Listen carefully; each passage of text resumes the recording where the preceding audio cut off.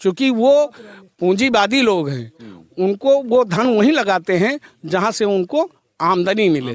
तो आमदनी की तरफ वो ध्यान देंगे, वो विकास की तरफ नहीं। वो राजनीतिक व्यक्ति है ही नहीं, उसका कोई राजनीतिक कैरियर नहीं है। मिल्कीपुर में भी गुजरात का कब्जा होने वाला है। बिल्कुल, हाँ, ये अगर जीत जाते हैं, वैसे तो संभव नहीं है, लेकिन अगर जीत जाते हैं तो हो सकता है कि वही बना रहेगा। फिर ये गुजरात मॉडल दिखाई देगा कि मीडिया में तो चलेगा कि यहाँ पर ये हो रहा, वहाँ पे हो रहा, लेकिन गांव में धरा पर कुछ नहीं उतरेगा। हम लोग राजनीति से और धर्म का कोई अर्थ नहीं है। राजनीति अलग पैटर्न है, धर्म एक अलग पैटर्न है। मुस्लिम की तहजीब एक रामलीला में हो, चाहे किसी रामचरितमानस में हो। वो हमारे यहाँ रामलीला में डायरेक्टर हैं। अच्छा। मोहम्मद नईम अली हैं हमारे यहाँ, ये मुहर्रम अली हैं। वो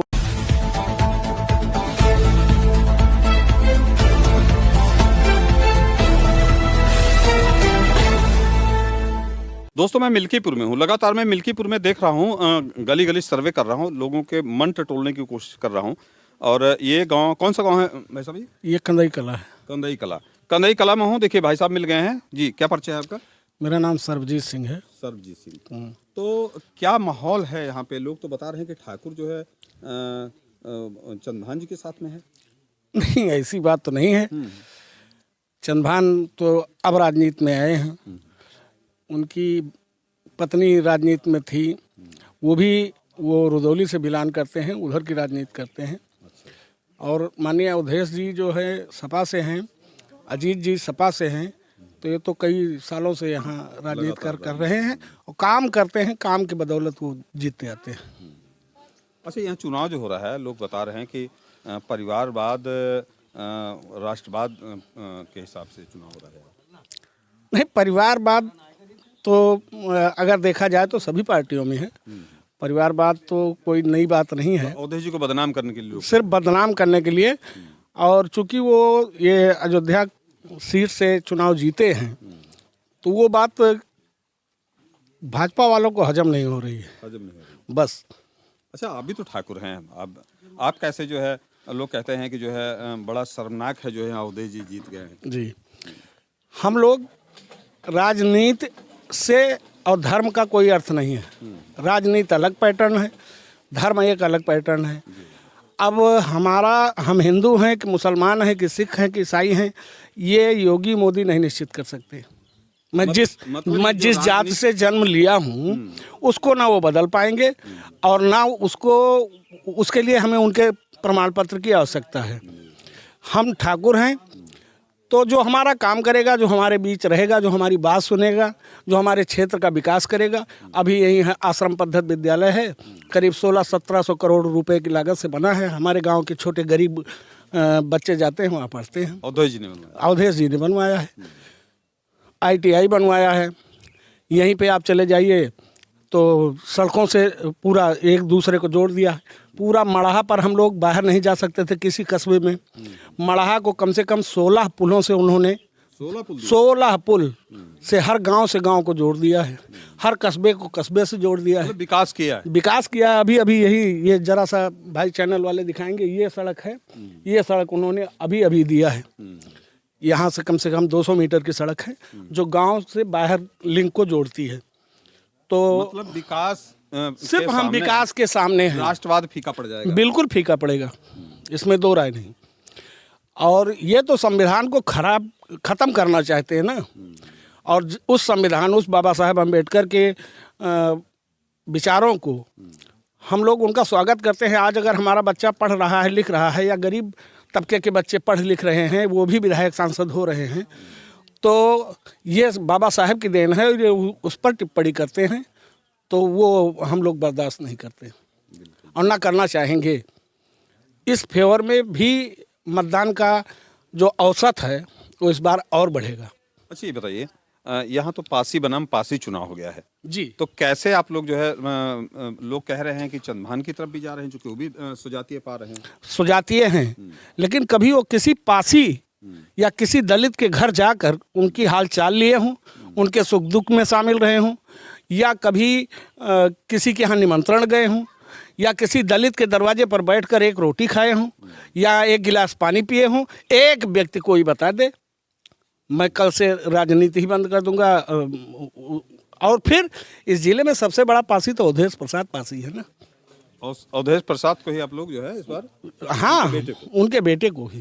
तो दोस्तों अच्छा, इस गांव में आबादी क्या है जिस गांव में आप खड़े हैं?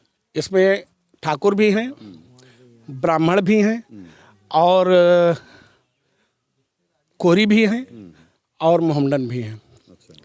तो यहाँ पर सभी लोग मिलजुल कर रहते हैं। हमारे यहाँ हिंदू मुस्लिम की तहजीब एक रामलीला में हो, चाहे किसी रामचरितमानस में हो, चाहे किसी कार्यक्रम में हो, हम लोग जो है वो एक होकर मनाते हैं।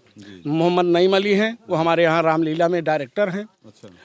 मोहम्मद नईम अली हैं हमारे यहाँ, ये मुहर्रम अली हैं, वो हमारे यहाँ हारमोनियम बजाते हैं। बाकायदा हम लोग साथ में बैठकर कीर्तन भजन गाते हैं। तो हमारे यहाँ इस तरह का कोई जातीय भेद नहीं। यहाँ से आप लोग सपा को जिता देंगे? बस सिर्फ सपा जिताना है, और किसी भी तरह से, चूंकि काम के बदले हम लोग वोट देते हैं और काम उन्होंने किया है तो वोट भी वही लेंगे। पहले का ज़माना था जब ये संविधान पर टिप्पणी करते हैं तो थोड़ा सा हम लोगों को, चूंकि हम पेशे से थोड़ा कवि भी हैं, तो आज के कई दशक पहले जब संविधान पूर्ण रूप से नहीं लागू था तो यहाँ की मनोदशा होती क्या थी कि तोहरी जिंदगी कलूटे बहार बबुआ, तोहरी जिंदगी कलूटे बहार बबुआ, आवो तू का सुनाई जहार बबुआ, कि दिन भर कमवा करवा में खाना पतरी माँ खवा में, दिन भर कमवा करवा में खाना पतरी माँ खवा में, तू है कुकुरों से समझे बेकार बबुआ, तोहरी जिंदगी का लूटे। वोट तो उनको चाहिए, लेकिन छुआछूत इतनी है कि तुम उनके कहीं भितूरी में कहीं कुछ छू नहीं सकते हो। अच्छा, आज भी अभी भी है क्या? और है, आज भी किसी पासी या कोरी या दलित तबके के लोग किसी ब्राह्मण के यहाँ जाएं तो किसी भोजन को छू नहीं सकते हैं। भोजन कर लें पत्तल में और चले जाएं, अगर छू लें तो दिक्कत हो जाएगी। फिर कैसा हिंदू राष्ट्र की बात करते हैं लोग। हिंदू वो भी हैं वोट के लिए सिर्फ, और जब धर्म की बात आती है। मोदी जी तो देखिए बनारस में मेहतरों के पैर धुल के पिए थे। नहीं, वो तो दिखावा करते हैं, वो तो इतना बड़ा नौटंकीबाज है कि वो अपनी माँ को लाइन में लगा देते हैं बैंक में। जब पैसे का वो होता है, नोटबंदी हुई थी तो अपनी माँ को, बूढ़ी माँ को लाइन में लगा दिया था वोट के लिए।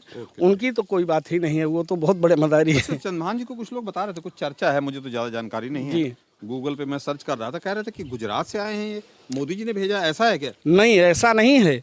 वो अक्सर गुजरात में ही रहते हैं। उनकी पत्नी सिर्फ जिला पंचायत रहा करती हैं और उनके पिता प्रधान रहा करते थे।